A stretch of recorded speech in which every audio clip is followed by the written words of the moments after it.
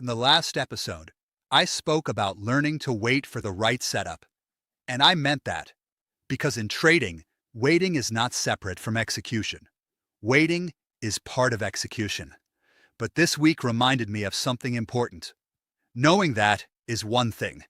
Living it when emotion starts rising is something else, because the biggest threat is not always that I don't know what I'm looking for. Sometimes I do know. Sometimes the rules are clear. Sometimes the plan makes sense. But emotion still tries to get involved. And for me, one of the emotions that can still show up is FOMO.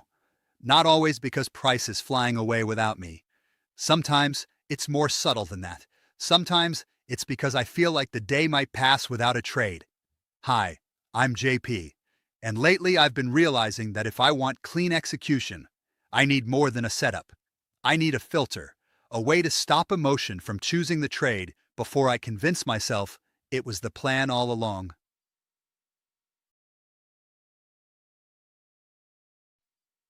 When people talk about FOMO in trading, they usually imagine chasing a big move. Price takes off. You're not in. You feel left behind. So you jump in late. And yes, that is FOMO. But I think there is another version that is quieter. The kind where nothing dramatic has happened yet, but the day is moving on. The session is passing. You've been waiting. You haven't taken a trade. And slowly, a quiet pressure starts building. What if nothing comes today? What if I sit here all this time and there's no setup? What if today doesn't count? That kind of FOMO is dangerous because it doesn't feel reckless immediately. It can feel like focus. It can feel like anticipation. It can feel like you're just being alert. But underneath it, there may be a need for the day to produce something. And once I need the day to produce something, I become more vulnerable to seeing a trade that is not fully there.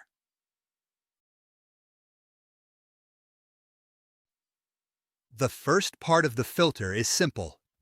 Pause before entry.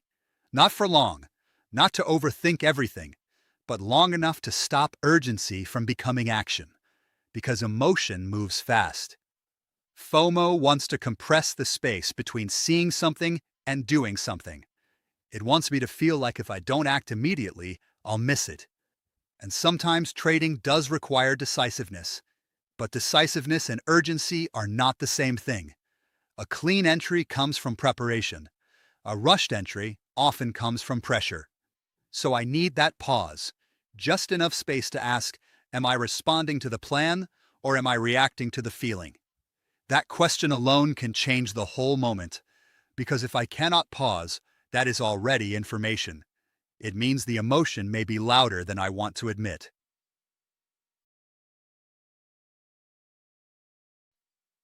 The second question is the setup fully there?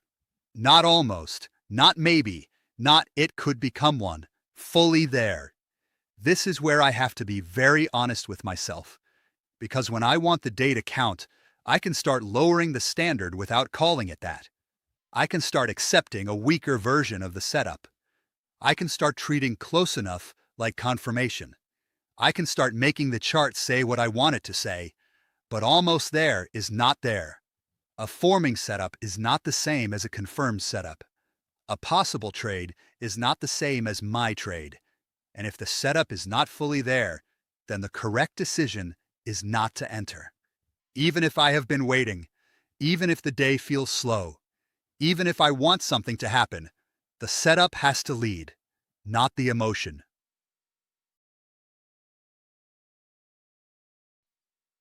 This is probably the most important question for me right now.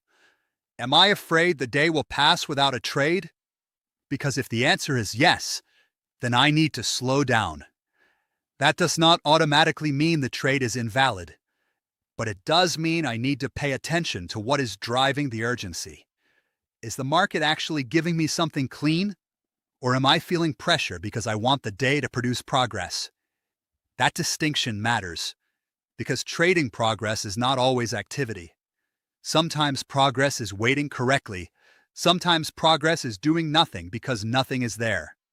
Sometimes progress is proving that I can sit through a whole session without forcing a trade, just so the day feels useful. That is hard emotionally, but it is part of the skill. The market does not owe me a setup because I showed up, and the day does not become wasted because I didn't trade.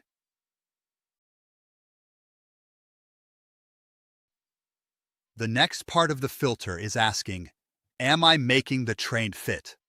This one is uncomfortable because sometimes I can feel myself doing it, explaining too much, justifying too much, looking for reasons, trying to make the setup cleaner than it actually is.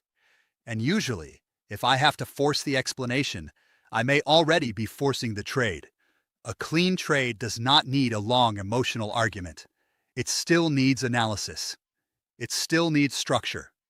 But it doesn't need me to negotiate with myself. That is the warning sign.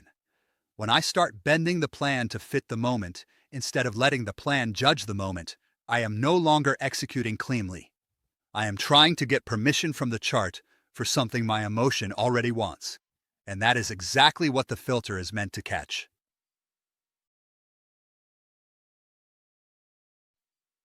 The fifth step is the hardest emotionally. Accept no trade. Not as failure, not as wasted time, not as falling behind, as execution. If the filter says no, then no trade is the correct trade. That sounds simple, but it takes maturity to live, because no trade does not give much emotional feedback. There is no win, no loss, no movement in the account, no obvious proof that the day mattered. But internally, something still happened. I protected discipline. I protected trust. I protected the process. I proved that emotion does not get to choose the trade just because the day feels unproductive. And that matters. Because if I can't accept no trade, then I'm not really waiting for my setup. I'm waiting for any excuse to act.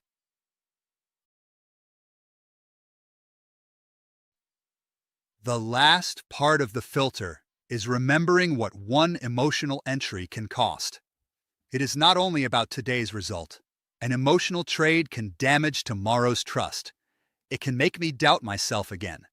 It can make the next valid setup feel unclear. It can weaken the confidence I've been trying to build through clean execution. That is too expensive, because the goal is not just to survive one trade. The goal is to build a process I can trust over time. And trust is built slowly. Clean decision by clean decision. No trade by no trade. Correct entry by correct entry. Every time I let emotion choose, I weaken that trust. But every time I use the filter and wait correctly, I strengthen it. That is why this part matters. Damn Heijen.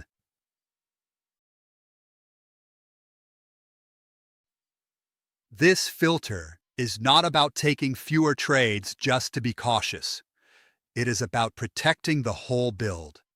Because the freedom I'm working toward cannot rest on emotional execution. It needs repeatable execution.